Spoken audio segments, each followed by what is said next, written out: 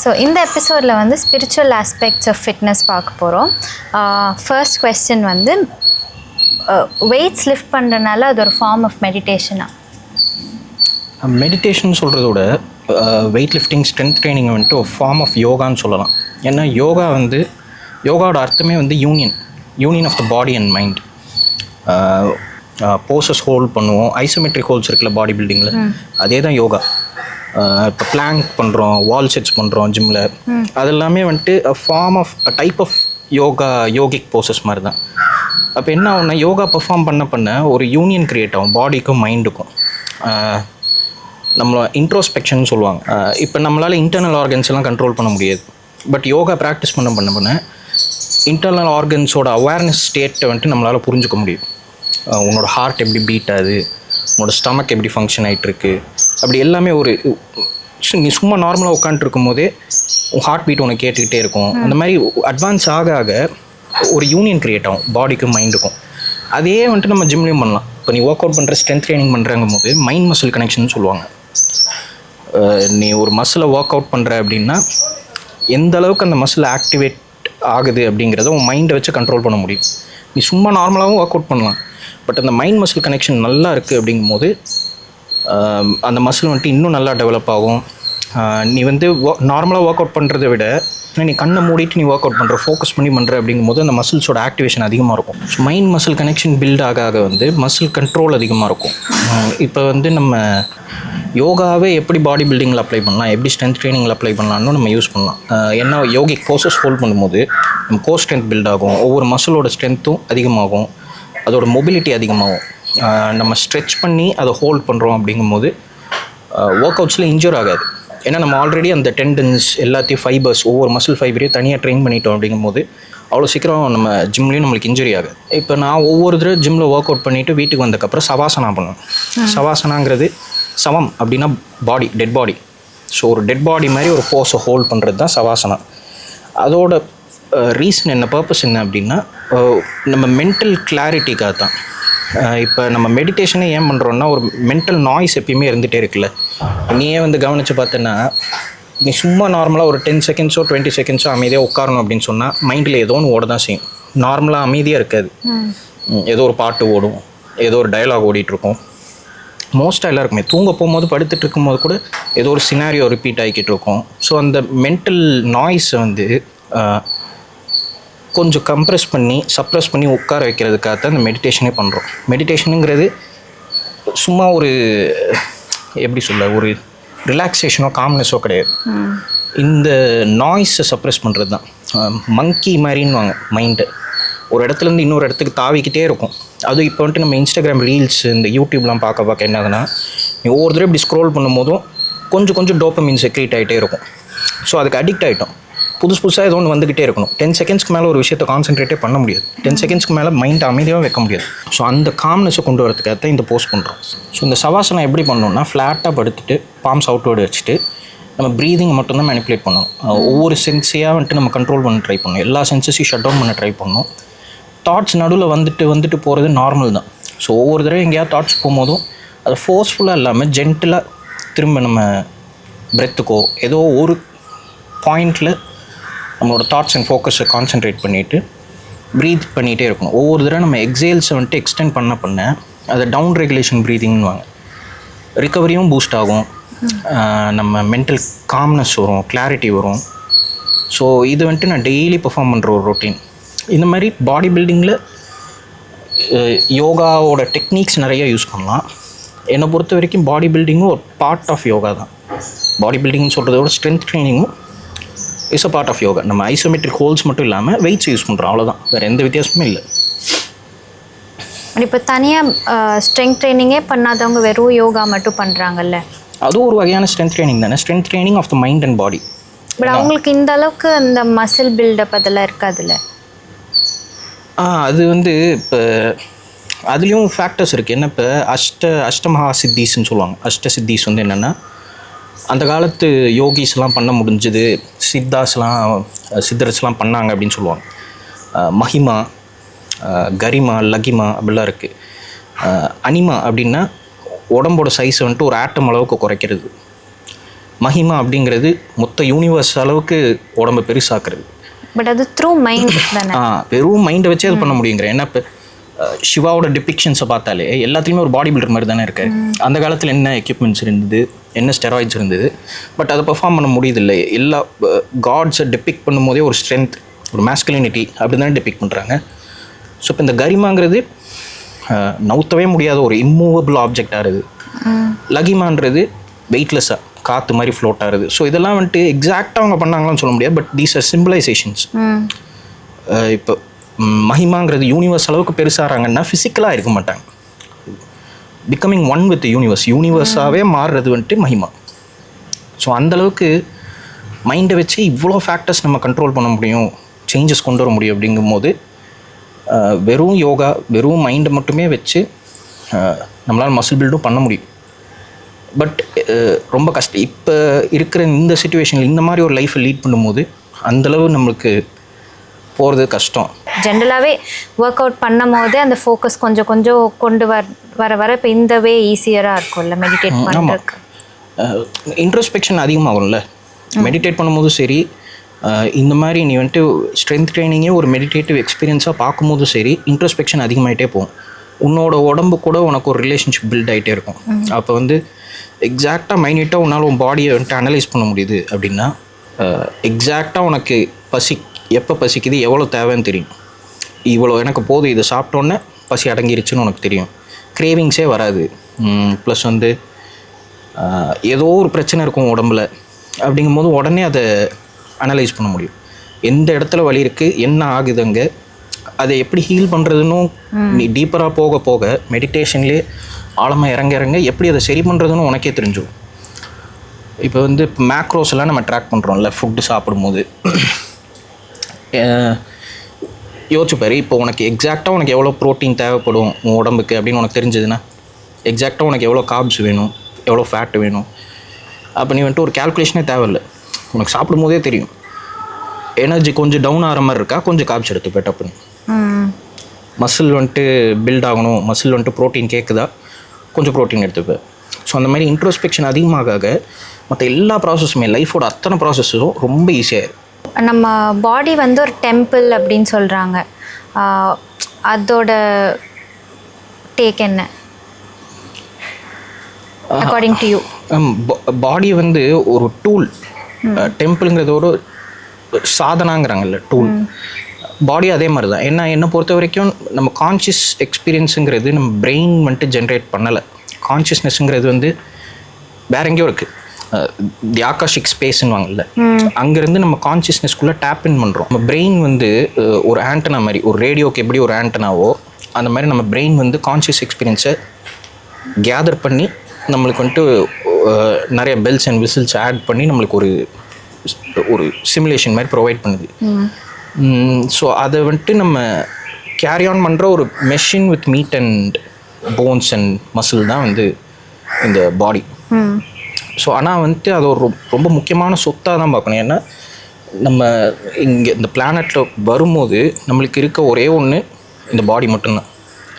திரும்ப நம்ம சாவ போகும்போதும் இது ஒன்று தான் இருக்கும். மற்றது எல்லாமே டெம்பரரி, வரும் போயிடும். கடைசியில் போகும்போது வேறு எதையுமே கொண்டு போக முடியாது, இந்த உடம்பை மட்டும்தான் புதைப்பாங்க. ஸோ அது வரைக்கும் ட்ராவல் ஆகிற ஒரே சொத்து பாடி மட்டும்தான். ஸோ இன் அ சென்ஸ் அது டெம்பிள் மாதிரி தான். ஏன்னா நம்ம இப்போ ஒரு லைஃப் டைம் ஃபுல்லாக உனக்கு ஒரு ஃபோன் தான் அப்படின்னு சொல்கிறாங்கன்னா, நீ பிறக்கும் போதே உனக்கு ஒரு ஃபோன் கொடுத்துட்றாங்க, சாவர வரைக்கும் அந்த ஃபோன் தான் வச்சுக்கணும் அப்படின்னு சொல்கிறாங்கன்னா, அது ஒரு தடவையாக கீழே போடுவியா? மாட்டல. எவ்வளோ கேஸ் போட்டு எவ்வளோ பத்திரமா வச்சுப்ப? இல்லை ஒரு வண்டி தான், உனக்கு ஒரு காரை கொடுத்துட்றாங்க பிறக்கும் போது, சாவர வரைக்கும் நீ எங்கே போனாலும் இதில் தான் போகணும் அப்படின்னு சொல்லிட்டா, அது எவ்வளோ செக்கப்லாம் பண்ணி பலன்னு எப்பயுமே வச்சுருப்பில்ல.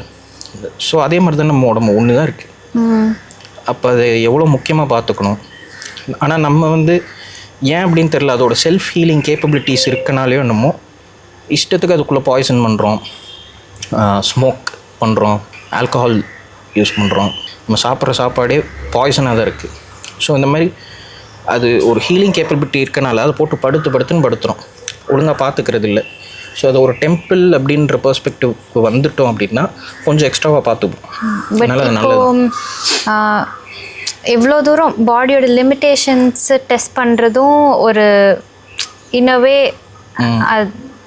நல்ல விஷயம் தானே.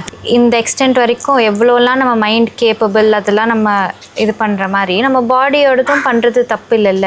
நீ வந்துட்டு டாக்ஸின்ஸை வச்சு தான் பாடியோட லிமிட்ஸை டெஸ்ட் பண்ணணும்னு அவசியம் இல்லை. ஏன்னா அதுவும் யாரோ ஒருத்தர் சொன்ன கோட் எனக்கு ஒரு ஞாபகம் வருது. நம்ம பாடியோட லிமிட்ஸ் என்னன்னு டெஸ்ட் பண்ணாமல் நம்ம செத்துட்டோம்னா நம்ம வாழ்ந்த வாழ்க்கையே வேஸ்ட்டுங்கிற மாதிரி. மேக்ஸிமம் உன்னால் எவ்வளோ லிஃப்ட் பண்ண முடியுமோ, இல்லை மேக்ஸிமம் உன்னால் எவ்வளோ ஓட முடியும், ஏதோ ஒன்று டெஸ்ட் பண்ணாமல் நீ பாட்டுக்கு இருந்தேன்னா what is the point of living life? நிறைய பேர் இப்போ பிறக்கிறாங்க, ஸ்கூலுக்கு போகிறாங்க, காலேஜுக்கு போகிறாங்க, ஒரு வேலைக்கு போகிறாங்க, ரிட்டையர் ஆகிறாங்க, செத்துடுறாங்க, அவ்வளோதான்.